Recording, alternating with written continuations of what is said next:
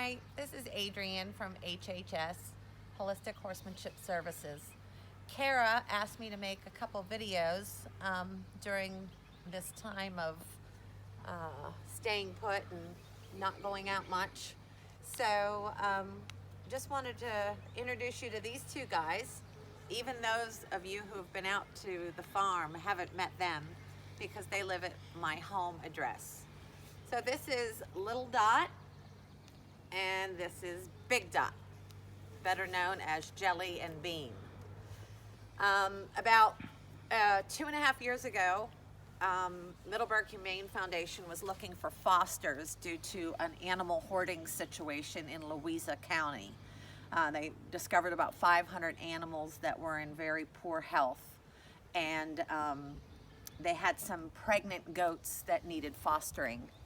So I fostered 2 pregnant moms, and these girls are the product of that situation.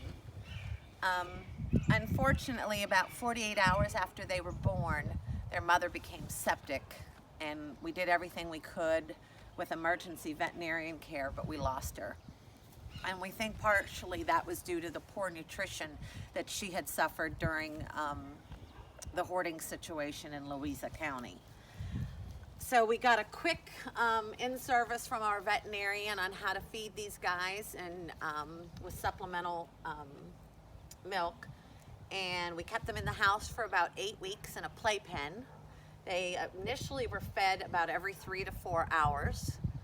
And as they grew and became more independent and healthier, they were able to have more time outside. When they were in the playpen, I came home from work one day and I walked in the kitchen and they were gone. They were not in their playpen. They had gone up the stairs to my bedroom and were jumping on the bed. So we said, that must be time for them to go live outside. We also have 2 standard donkeys. They're both seniors, and they're also rescue animals. And when you introduce new livestock to donkeys, you have to be very, very careful, because one of their jobs is to protect their boundaries. And if we would have just dropped these guys in with them and walked away, they probably would have killed them, because they just have to be slowly introduced. So these guys lived in the garden where they could visit with the donkeys through the safety of a fence. And each time I let them be together, I supervised them very carefully. And what we came to discover is that the donkeys began mothering the baby goats. They had taken them in as their own once they were properly introduced, and just completely took over. They told them when to go to bed. They told them what grass to eat in the paddocks. They kept them moving, and they just are very, very protective of them now. We initially the goats were raised with our lab, and they were great friends.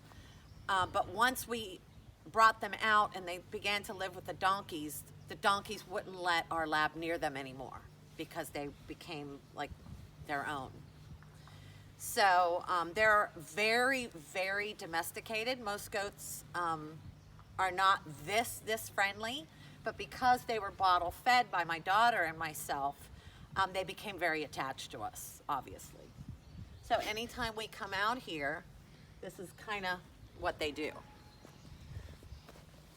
And you'll notice I don't have many goat toys. A lot of properties will have goat toys for climbing, which is really wonderful. But these guys have these hills, they have these structures, logs, and that's kind of how they keep themselves busy. But most importantly, they're twins, so they have each other. You'll come out here to get in your car to go to work, and they'll be headbutting and running and playing. So they have a pretty wonderful situation here. And we're just super glad to have them. And if you'll look behind us now, that's Millie is the brown standard, and Hannah is the white standard. And we can talk more about them in our next video.